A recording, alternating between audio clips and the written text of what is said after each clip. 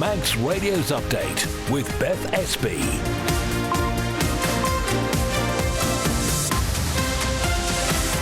Fastamai, good evening and welcome to Update Now at the new time of 5 p.m, your daily roundup of what's been happening on the Isle of Man today. Coming up, the House of Keys has been sitting to consider whether or not there should be a referendum on the assisted dying legislation. We'll bring you the very latest on that. Sir Mark Cavendish was hoping to make history seeing the first flat stage of this year's Tour de France. We'll bring you all the details on how he fared. And speaking of cycling, we'll be joined live by the Manx fundraiser who took on the French Alps on a folding bike. We'll also have details of any traffic issues to look out for on your way home this evening. And if you'd like to get in touch, you can text 166 177.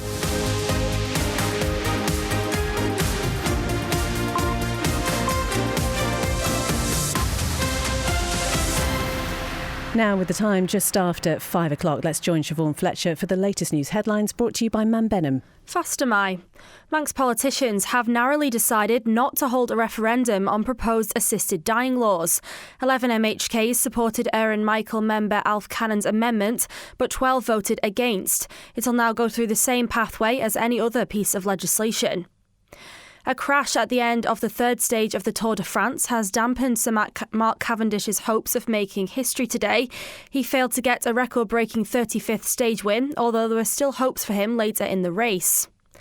The Tower of Refuge will turn red this evening to raise awareness for a condition which affects around 300 people on the Isle of Man. Today marks the start of Hemochromatosis Awareness Week. In international news, the US Supreme Court has ruled Donald Trump will be immune from prosecution for official actions taken as president. It means there'll be a delay in the criminal case against him for trying to overturn the 2020 election result. He's described the ruling as a big win. A prison officer has appeared in court charged with misconduct after a video emerged on social media allegedly showing a member of staff having sex with an inmate. Linda de Sousa Abreu has been released on bail and will be back in court on the 29th of July. And Sir Ian McKellen's announced he's withdrawing from the national tour of his latest play after falling from a West End stage. He said it was with the greatest reluctance after advice from doctors. They're your headlines. News at 6. Thank you very much, Siobhan. Now the weather brought to you by Manx Glass and Glazing. It has cleared up this afternoon. There will be some brightness breaking through this evening. Light to moderate westerly winds. They're going to veer northwest and strengthen as that rain continues to clear. Top temperatures this evening around 16 Celsius. Tomorrow, a bright start, but it will be rather cloudy. A mix of rain and showers developing in the afternoon with light to moderate northwest winds backing westerly around lunchtime. Again, temperatures around 16 Celsius, but that rain will then become more persistent overnight, and Wednesday cloudy and wet as outbreaks of rain continue into the afternoon, but it will clear on Wednesday evening. Sunset this evening 9:54, sunrise tomorrow morning 4:51. Manx Glass and Glazing can supply and install single, double and triple glazing. Call 674 573 or visit the showroom on the Snugborough Trading Estate. See the island like you've never seen it before on an incredible chauffeur-driven trike tour.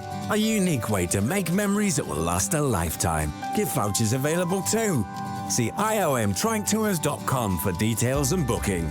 One architectural design company has particular expertise in achieving planning approval for a wide variety of projects, from landmark buildings to spectacular homes. Talk to the experts at Ellis Brown and get your project off the ground. For excellence in design, search Ellis Brown. Your business can grow its market share 4 times faster. Be heard by over 43,000 island adults over 13 weeks. Call us on 682 600. Manx Radio is proud to support Manx businesses and communities. Firestone Rubber Roof Shop for one-piece flat roofing systems. No joins, no leaks. We also line commercial box gutters in one piece up to 60 metres with a 20-year written warranty against leakage. Call Rubber Roof Shop on 49667. You're listening to the Isle of Man's quintessential daily news and current affairs roundup. Update on Manx Radio. It's coming up to 5:05. Well, as we've heard in the headlines, Isle of Man residents will not get a say on whether assisted dying legislation should be brought into law. I'm joined in the studio by Manx Radio's Christian Jones now. So, Christian, we know the House of Keys has decided to deny calls for a referendum. Is that the main takeaway from today? Thanks, Beth. And yes, like you say, we know now that there won't be a referendum on assisted dying legislation after that idea was initially floated about 2 months ago. Aaron Michael MHK Alfred Cannon put that forward, saying Tynwald shouldn't be handed anything on assisted dying unless it's been approved in a referendum. And this morning on Manx Radio Breakfast, he explained why he thought that was the right course of action to take. We've all been absolutely crystal clear that when we've entered into the healthcare system, it's always been about the delivery of care, the sustaining of life in whatever the circumstances. What this piece of legislation will do will now ask healthcare to also be concerned with the ending of life, and for healthcare professionals also to be concerned with the ending of life. Now, that's a significant change. Of course, there are two sides to any argument. Middle MHK Stu Peters argues all legislation affects the public and we don't get a say on other pieces, so why should this be any different? But on the other side, Arbury, Castletown and Malouse Tim Glover was one of a number of politicians who flagged worries over a lack of consultation and thinks with changes of this magnitude, a referendum is absolutely the right thing to do. Well, I don't think I've been elected here to approve bad legislation. And that's my view at the moment, that this is flawed, bad legislation. That is not a responsible thing for elected members in this House to be doing. It was very tight though, 11-4 and 12 against, so it was a very small margin that Alfred Cannon's hopes for a referendum failed by. So then, Christian, what happens next? We now know there won't be a referendum. Is that going to change the way this assisted dying bill moves through the House of Keys now? Well, it's a good question, but largely with an uninteresting answer. What happens now will be pretty much the same as any other bill. It'll complete its journey in the House of Keys and then will be passed to the Legislative Council. But given so many MHKs were describing it as flawed legislation and seemingly were poking holes through so much of it, it may not be long before LegCo begins sending changes back to the House of Keys. Christian Jones, thank you very much indeed for joining us. Central Douglas MHK Chris Thomas will be live on Breakfast tomorrow morning discussing this matter further.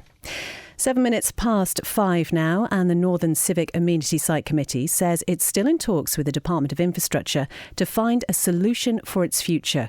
Chair Carl Brew says the changes to the site's operating hours, which come into force today, will allow them to manage the resources they have within current financial constraints. The Northern Civic Amenity Site has put a proposal in to change the opening hours through the week to a 5-day week. Going from the 1st of July, will be closed on a Sunday and a Monday. That's to effectively ensure that our staff have adequate time off and we can sort of run the site within what income we have coming in from the other authorities. Because as you're aware, obviously Bride removed themselves from the Northern Civic Amenity Site earlier this year. So in light of that, we're having to make changes to sort of sustain ourselves over the next 6 to 8 months. This will be the only major change in the meantime. Obviously, the other potential change will come at the end of our tenure. As probably aware, we did put a notice on the site as well to DOI because obviously the landscape has changed in regards to how it's funded. So we obviously, as a local authority, have responsibility to our ratepayers to make sure that the funding goes to the right places and used correctly. Who knows, come March 2025, potentially that's when we could be all exiting the site as well. However, we're still in talks with DOI to see is there a solution or a way forward to ensure that a site such as the Northern Civic Community can be maintained to the standard and to the service that everybody grew to receive. The obvious impact of Bride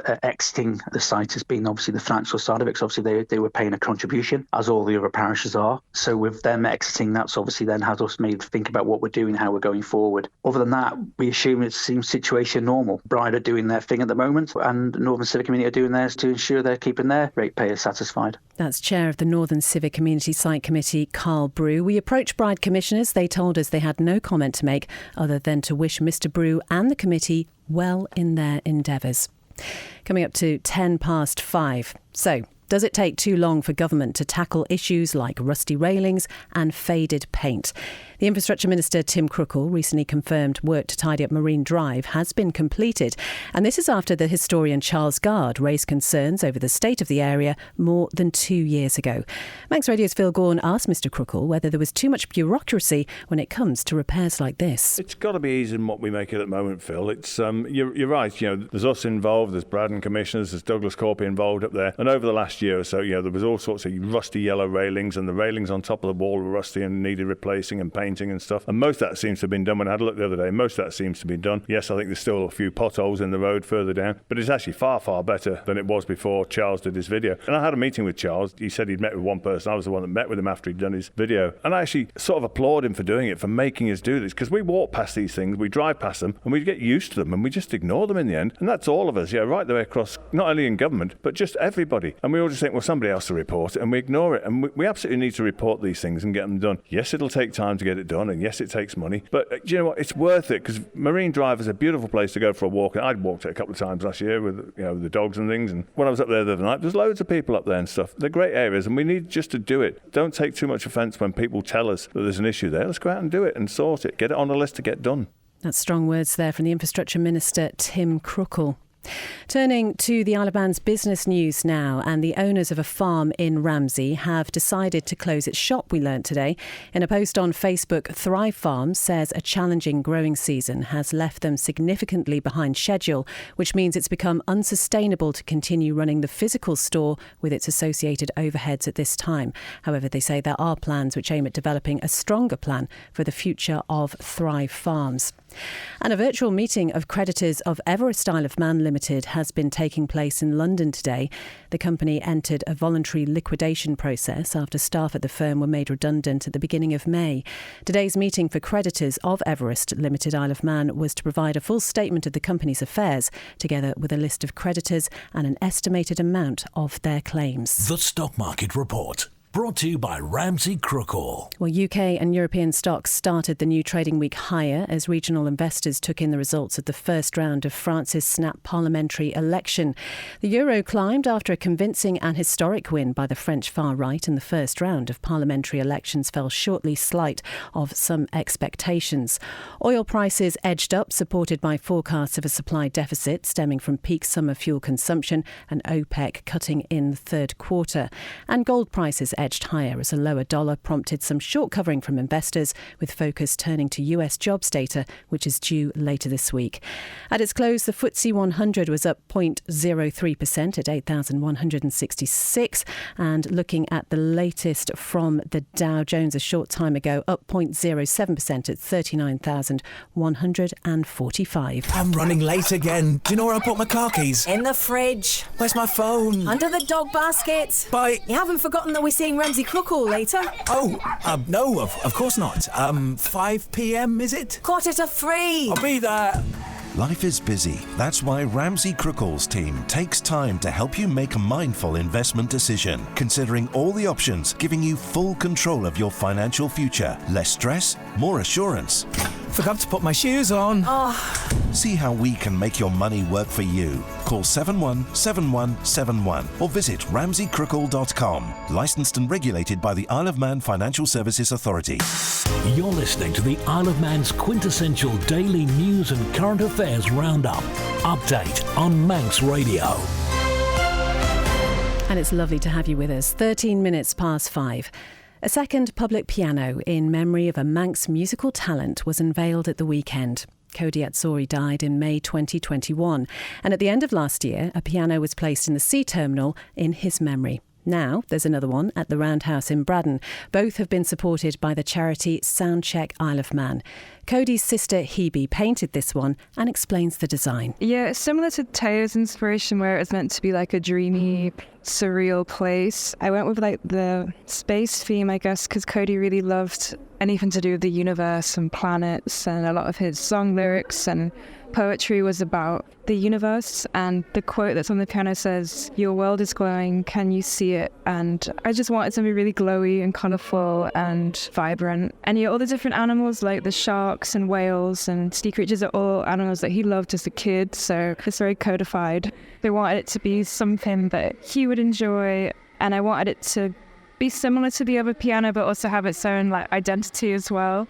And me and Tayo actually swapped, so he did the backdrop and I did the piano this time, whereas in the sea terminal it was the other way around, where he did the piano and I did the backdrop. It's been nice to work with him on it as well as like sibling project. Cody Atsori's sister there, Hebe, talking about the new piano in his memory, which you can see at the Roundhouse in Braddon. It's 5:15 now. Manx Radio Travel, driven by Quayside Tyres and Service Centre.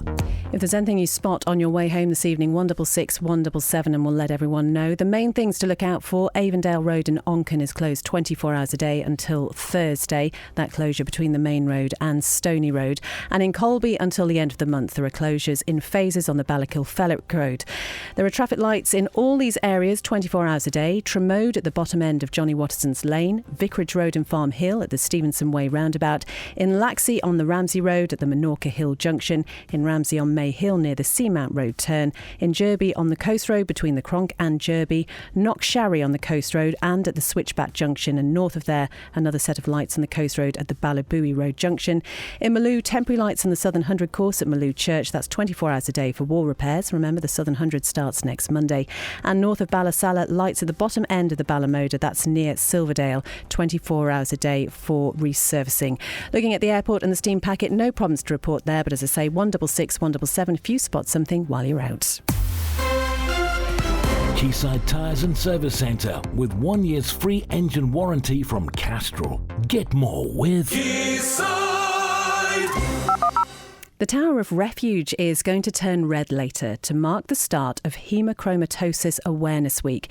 Now, this is a condition which causes iron overload in a person's body and can cause damage to the heart and liver, as sufferer Carol Ann Hanley explains. When I was found out that I had it, I was like, wow, that's, something I've never heard of before. And you kind of assume that people are aware of low iron, and everybody's obviously told, eat the leafy greens and all this, and iron's good for you, but I was never aware that too much iron could actually be a bad thing. So I just want to get it out there, really, that people need to be aware, because it is a condition that if you do unfortunately have, it can be quite devastating. When I first went for my treatment initially in January 2023, I was obviously talking to the nurse at the time, and in the conversation it came up, well, there must be a few people that come up here to have treatment. Is it a lot? Is it a few? And they told me at the time, bearing in mind this is obviously about a year and a half ago, that there was 300 people that were registered on the books up at Newlands to have a vent section for hemochromatosis. So there's a few, but in relativity to the rest of the island, that's quite a small percentage. What are some of the symptoms? What should people be looking out for? I'd say the common problems that you want to be looking out for are probably joint pain, fatigue, maybe mental health, so maybe people who are depressed, unfortunately, and just anything that seems a bit odd. But a lot of these symptoms are also, unfortunately, crossover with other conditions, so you can't always tell. So obviously, if in doubt, then maybe, it's worth chatting to your GP to find out whether this is the cause. And in particular, it's your iron levels that you want your doctors to be checking. That is Carol Ann Handley talking about hemochromatosis. It's the Awareness Week, so if you look at the Tower of Refuge a little bit later, it will be lit in red to mark that Awareness Week. And if you want to hear more from Carol Ann, you can find the newscast, the full interview with her at manxradio.com. OK, let's turn to tennis now. And the Isle of Man pro tennis player Billy Harris is all set to make his Wimbledon debut tomorrow. The former Albany and Castletown player is to face Spanish player Joma Munar, having received a wildcard entry into this year's Grand Slam event. Chris Cave is a sports journalist from the Isle of Man, and he's covering the event. What a season Billy Harris is having so far, and let's hope that continues this week. He's now inside the world's top 150 ranked players, and off the back, as you say, of a very encouraging performance at Eastbourne, where he reached the semi-finals. And Harris now comes into Wimbledon in the best form of his professional career to date. He's not playing a name that loads of people will recognise, I don't think, in the first round. Munar's never really made a significant impact in the Grand Slams, but he has got past this stage at the All England Club in each of his last 2 years. So Harris will be going into this one as the underdog. But as we've said, his form is better than it's ever been. He's full of confidence, and he'll have plenty of support with the home crowd here at SW19. What do you think the chances we might see of him appearing on one of the big courts? Well, it's going to be a monumental challenge for him. He's said himself it's been a long journey to get to this stage, making his debut at Wimbledon. I think all he can do really is take each match as it comes. The old cliche, he can't look too far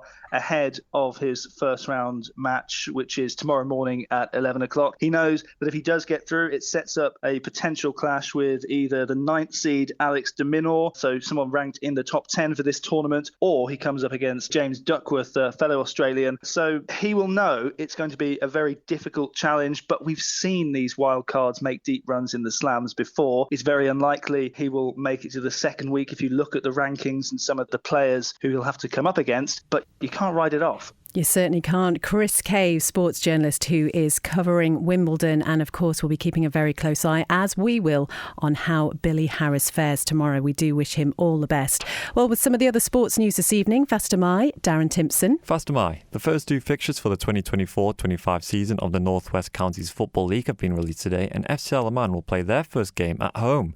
The Ravens, who finished 9th in the table last season, will host Chadderton at the Ball on the 27th of July, with the game due to kick off at 6 p.m. Paul Jones' side took 6 points off the Greater Manchester team last season with a 3-2 win at home and a 1-0 win away in the run-in. The club's second fixture comes 3 days later when they'll travel to Earlham.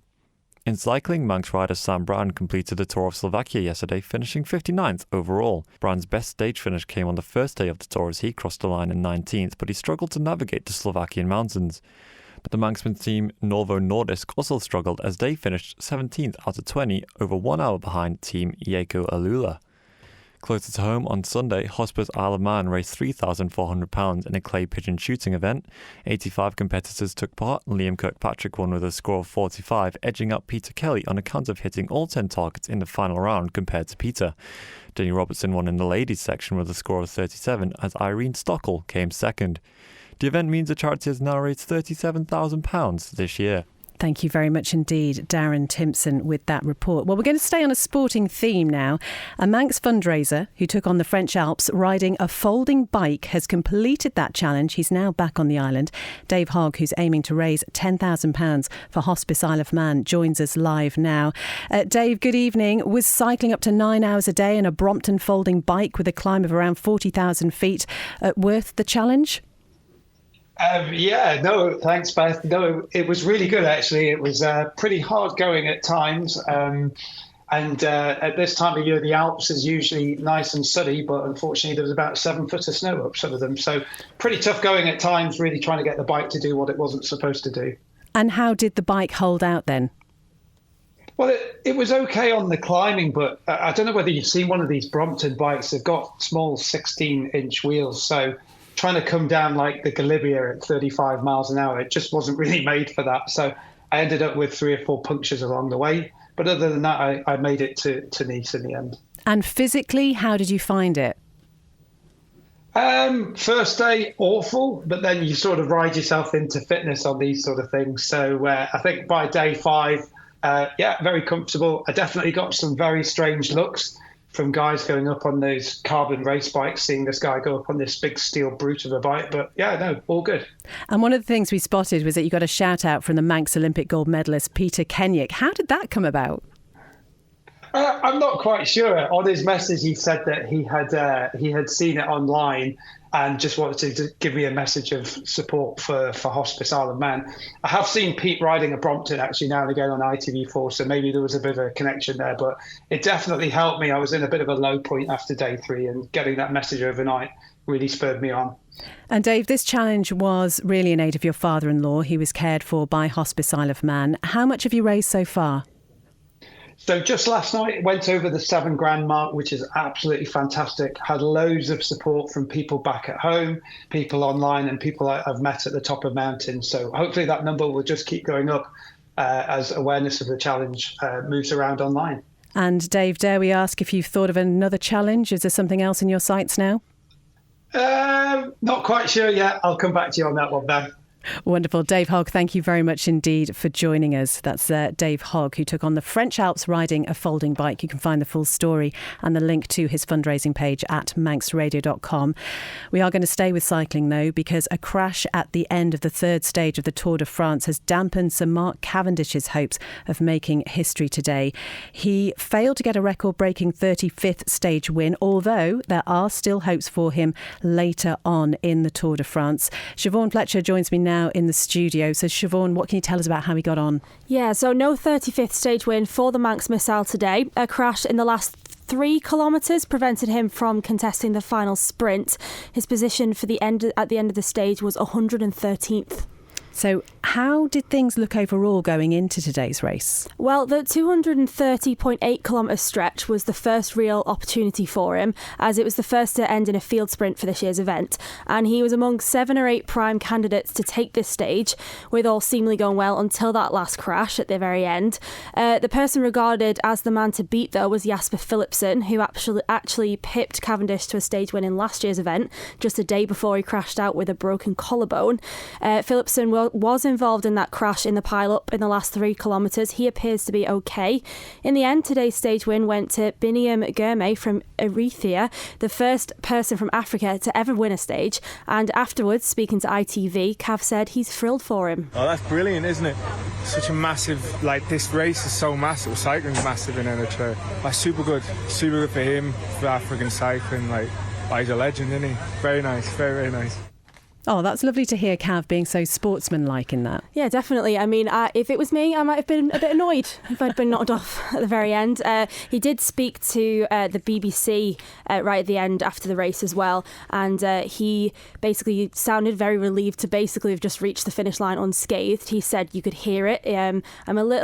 He basically saw the bikes going down in front. He said someone was skidding and I was just waiting to get hit from behind. Luckily we didn't and got through, but at that stage you're out of it. I think everyone's okay, no one's seriously hurt. That's the main thing. And do we know when Cav's next opportunity might be then, with everything crossed? Well, Tuesday's stage sees the Tour head over the border into France, so that'll be a hard day tomorrow, featuring an infamously tough mountain stretch over 139.6 kilometres. Makes me wince.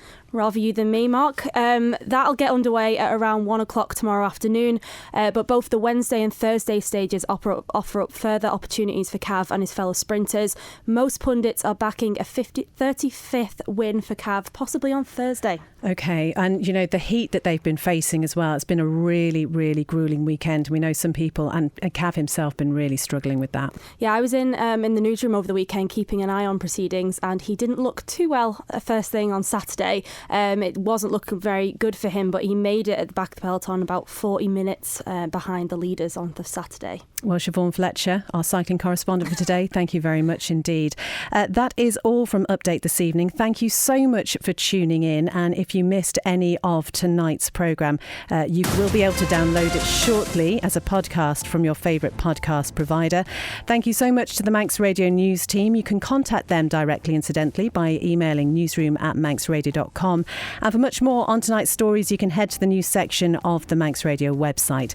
Coming up next on Manx Radio, it's Agenda with Phil Gaughan, and then Chris Kinley will be here live from 6 with Greatest Hits. Whatever you're up to this evening, have a great one, and we'll see you back here at 5 p.m. tomorrow.